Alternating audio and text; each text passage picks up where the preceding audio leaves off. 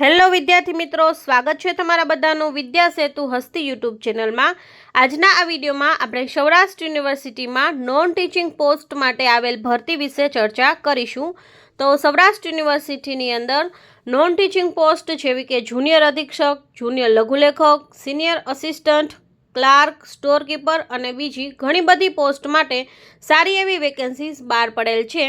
તો તમે પણ જો સરકારી નોકરીની તૈયારી કરતા હોય તો સૌરાષ્ટ્ર યુનિવર્સિટીમાં આવેલી ભરતીની અંદર ફોર્મ ભરી શકો છો। આ વિડીયોમાં તમને છે એ ફોર્મ કઈ રીતે ભરવું, કેટલી વેકેન્સી આવેલ છે, કેટેગરી વાઇઝ કેટલી જગ્યા છે, તેની લાયકાત શું છે, એજ લિમિટ શું છે અને કેટેગરી વાઇઝ છે કયા લાભો મળવાપાત્ર છે, આ તમામ માહિતી, પરીક્ષાની ફોર્મ ભરવાની લાસ્ટ ડેટ, આ બધી જ માહિતી તમને આ વિડીયોમાં મળી જશે। તો અંત સુધી જરૂરથી જોડાયેલા રહેજો અને સરકારી નોકરીની તૈયારી કરતા તમારા મિત્ર સુધી અવશ્ય શેર કરજો। સૌરાષ્ટ્ર યુનિવર્સિટીમાં નોન ટીચિંગ પોસ્ટ માટે તમારે એપ્લાય કરવું હોય તો ગૂગલમાં જઈ અને તમારે saurashtrauniversity.ac.in લખવાનું રહેશે, જેથી કરી અને સૌરાષ્ટ્ર યુનિવર્સિટીની ઓફિશિયલ વેબસાઇટ ઓપન થશે। આ જે છે ઓફિશિયલ વેબસાઇટ છે, જેમાં તમે સ્ક્રોલ કરશો એટલે નીચે ફર્સ્ટ પર તમારે ક્લિક કરવાનું રહેશે એડવર્ટાઇઝમેન્ટ માટે। આ જે છે નોન ટીચિંગ પોસ્ટની એડવર્ટાઇઝમેન્ટ, અહીંયા જે ફર્સ્ટમાં લિંક આપેલી છે તેના પર તમારે ક્લિક કરવાનું રહેશે। આ જે છે ડિટેલ્સમાં એડવર્ટાઇઝમેન્ટ છે, Saurashtra university Rajkot, advertisement publish થઈ છે 24/12/2025ના રોજ અને વેરિયસ છે નોન ટીચિંગ પોસ્ટ માટે વેકેન્સીઝ બહાર પડેલ છે, જેમાં junior superintendent, junior stenographer, store keeper, electrical supervisor, senior assistant, franking machine operator and clerk અને ડેટા એન્ટ્રી ઓપરેટર, આ બધી જ પોસ્ટ માટે વેકેન્સીઝ બહાર પડેલ છે, જેની ઓફિશિયલ વેબસાઇટ છે saurashtrauniversity.ac.in અને એપ્લિકેશન છે 29/12 થી 18/1 સુધી છે તમે ફોર્મ ભરી શકો છો। ડિટેલ્સમાં આપણે માહિતી મેળવીએ તો અહીંયા તમને છે પોસ્ટનું નામ લખેલું છે, સામે તેનો પે સ્કેલ પણ આપેલ છે અને કેટેગરી વાઇઝ કઈ પોસ્ટમાં કેટલી જગ્યા છે એ પણ માહિતી આપેલી છે। તો આપણે પોસ્ટ વાઇઝ જોઈએ તો સ્ટેનોગ્રાફર માટે ટોટલ 1 જગ્યા છે, જુનિયર સુપ્રિન્ટેન્ડન્ટ માટે 6 વેકેન્સીઝ છે, જુનિયર સ્ટેનોગ્રાફર માટે 1 જગ્યા છે, સ્ટોર કીપર માટે 2 જગ્યા છે, ઇલેક્ટ્રિકલ સુપરવાઇઝર માટે 1 જગ્યા છે, સિનિયર આસિસ્ટન્ટ માટે 20 જગ્યા છે, ફ્રેકલિંગ મશીન ઓપરેટર છે તેમાં 1 જગ્યા છે અને ડેટા એન્ટ્રી ઓપરેટર એટલે કે આસિસ્ટન્ટ કમ clerk cum data entry operator છે, જેમાં 9 જગ્યા છે। આમ બધી જ પોસ્ટ મળી અને ટોટલ 41 વેકેન્સીઝ બહાર પડેલ છે। તમારે છે આ પોસ્ટમાં જો એપ્લાય કરવું હોય તો એની વેબસાઇટ છે www.saurashtrauniversity.ac.in। એપ્લિકેશન સ્ટાર્ટ થશે 29/12/2025 અને લાસ્ટ ડેટ છે 18/1/2025। જો તમે એપ્લાય કરવા માંગતા હોય તો પરીક્ષાની ફોર્મ છે એપ્લિકેશનની ફી રહેશે 1000 રૂપિયા અને જો તમે કેટેગરીમાં આવતા હોય, category for example SC, ST, SCBC, physically handicap કે EWSમાં આવતા હોય તો 750 રૂપિયા ફી ભરવાની રહેશે। અહીંયા બાકી બધી જ માહિતી આપેલી છે। હવે ડિટેલ્સમાં જોઈએ કે કઈ પોસ્ટમાં કેટલી વેકેન્સીઝ છે, એજ લિમિટ શું છે અને ક્વોલિફિકેશન તથા સેલરી શું છે। તો સ્ટેનોગ્રાફર છે તેની સેલરી છે 49,600। તે માટે તમારે બેચલર્સ ડિગ્રી જે છે એ હોવી જરૂરી છે અને સ્ટેનોગ્રાફર માટે ટાઈપિંગ સ્પીડ અને કોમ્પ્યુટરનું નોલેજ હોવું જરૂરી છે। અમુક લેંગ્વેજ તમને આવડવી જોઈએ, એ બધું અહીંયા લખેલું છે અને એ ગ્રુપ બી લેવલની એક્ઝામ ગણાશે।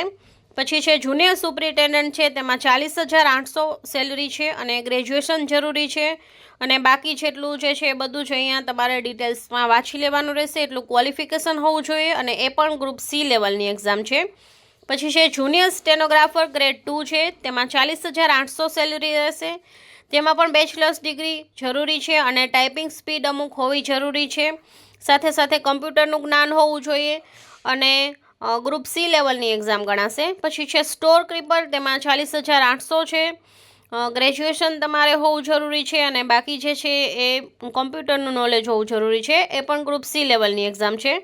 પછી છે ઇલેક્ટ્રિકલ સુપરવાઇઝર, જેમાં 40,800 સેલરી રહેશે, તેમાં બી ઇલેક્ટ્રિકલ એન્જિનિયરિંગ કે એન્જિનિયરિંગની બીટેક કરેલી ડિગ્રી હોવી જોઈએ, ડિપ્લોમા હોય પણ તો ચાલશે અથવા કમ્પ્યુટર જે છે તેનું નોલેજ હોવું પણ જરૂરી છે અને એ ગ્રુપ સી લેવલની એક્ઝામ ગણાશે।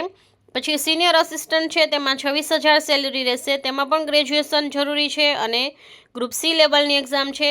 ફ્રેકલિંગ મશીન ઓપરેટરમાં પણ ગ્રેજ્યુએશન, કોમ્પ્યુટરનું નોલેજ અને એ ગ્રુપ સી લેવલની એક્ઝામ છે। Assistant cum clerk cum data entry operator છે, તેમાં 26,000 સેલરી રહેશે.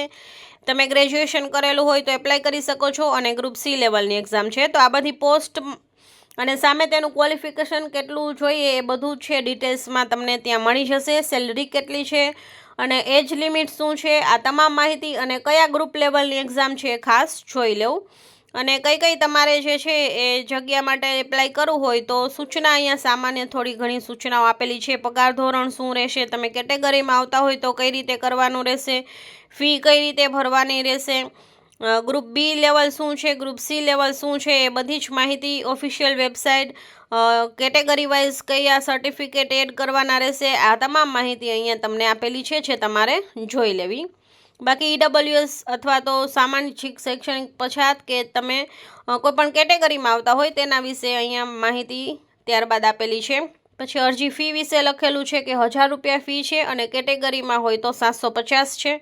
ત્યારબાદ વયમર્યાદા લખેલી છે કે કઈ કેટેગરીના મહિલા ઉમેદવાર અથવા તો સામાન્ય કેટેગરી કે કેટેગરીવાળા મહિલા ઉમેદવાર કે દિવ્યાંગ હોય એ રીતે પુરુષ મહિલા ઉમેદવારની અલગ અલગ છે. વયમર્યાદામાં કેટલી છૂટછાટ મળશે તે લખેલું છે.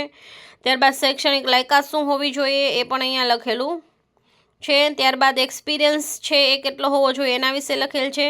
અને લાસ્ટ છે IMP મોસ્ટ ઇમ્પોર્ટન્ટ, પરીક્ષા પદ્ધતિ કઈ રીતે રહેશે, તો તેમાં ગ્રુપ એ અને ગ્રુપ બી એ રીતે, ગ્રુપ સી લેવલની જો જગ્યા હશે તેમાં પરીક્ષા એ અને બી એ રીતે પરીક્ષા આવશે. પરીક્ષા એ એટલે એની અંદર જે છે એ 100 માર્ક્સનું પેપર રહેશે, જેમાં રિઝનિંગ 25 માર્ક્સનું, ક્વોન્ટિટેટિવ એપ્ટિટ્યૂડ અને મેથમેટિકલ એબિલિટી 25 માર્ક્સ, અંગ્રેજી ભાષા અને વ્યાકરણના 15 માર્ક્સ, ગુજરાતી ભાષા અને વ્યાકરણના 15 માર્ક્સ અને કમ્પ્યુટર વિશેની બેઝિક જાણકારીના 20 માર્ક્સ. આમ કરી અને ટોટલ 100 માર્ક્સનું પરીક્ષા એનું માળખું રહેશે.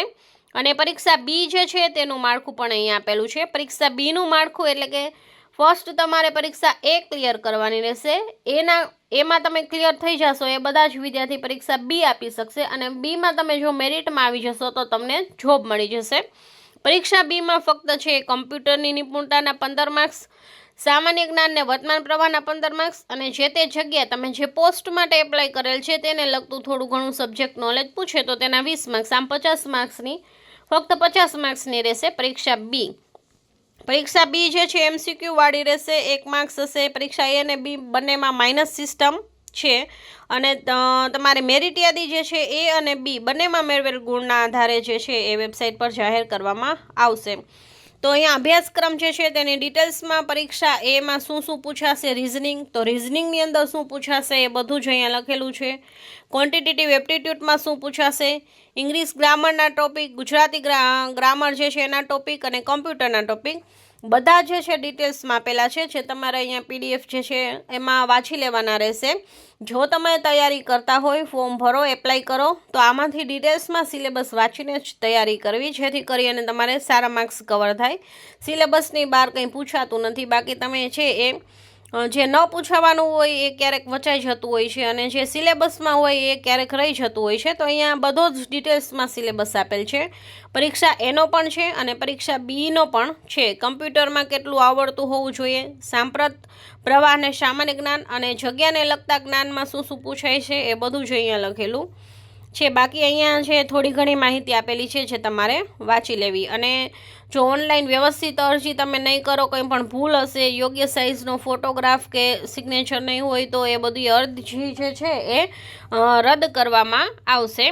ત્યારબાદ તમે અહીંયા જોઈ શકો છો ચેકલિસ્ટ પણ આપેલું છે. ચેકલિસ્ટ એટલે કે તમારે કયા કયા જે ડોક્યુમેન્ટ્સની જરૂર પડશે એ બધી જ માહિતી આપેલી છે, જેમાં તમારું બર્થ સર્ટિફિકેટ, ફિઝિકલી હેન્ડીકેપ હોય, કેટેગરીમાં હોય તો એ બધા સર્ટિફિકેટ, ગ્રેજ્યુએશન, પોસ્ટ ગ્રેજ્યુએશન છે, ડિપ્લોમાનું સર્ટિફિકેટ છે, ITIનું સર્ટિફિકેટ છે, PhD કે અધર ક્વોલિફિકેશન એન્જિનિયરિંગ કર્યું હોય તો એ બધા સર્ટિફિકેટ તમારે છે જોશે. CCEનું જોશે, એક્સપિરિયન્સ સર્ટિફિકેટનું જોશે, બેઝિક કમ્પ્યુટર નોલેજનું જે છે એ બધું જ ક્લિયર ફોટોગ્રાફ જોશે, સિગ્નેચર જોશે અને જે કોઈ પણ ડોક્યુમેન્ટ્સ તમે જે છે એ ક્વોલિફિકેશન ધરાવતા હોય એ બધા જ કમ્પ્યુટરના અથવા તો કોઈ પણ જે છે સબ્જેક્ટ વાઇઝ નોલેજના બધા જ છે તમારા સર્ટિફિકેટ રેડી રાખવાના રહેશે. તો તમે જો એપ્લાય કરવા માગતા હોય તો વ્યવસ્થિત રીતે છે આ સૂચના તમારે બધી જ વાંચી અને ફોર્મ ભરવાનું રહેશે. તો આ વિડીયોની અંદર તમને કઈ રીતે ફોર્મ ભરવું એ તમામ માહિતી, સિલેબસની માહિતી, એક્ઝામ કઈ રીતે લેવાશે, આ તમામ માહિતી તમને છે આપવામાં આવી છે. જો વિડીયો સારો લાગે તો લાઇક, શેર અને સબસ્ક્રાઈબ અવશ્ય કરજો તથા તમારા મિત્ર સુધી છે આ વિડીયો છે અવશ્ય પહોંચાડજો. Thank you.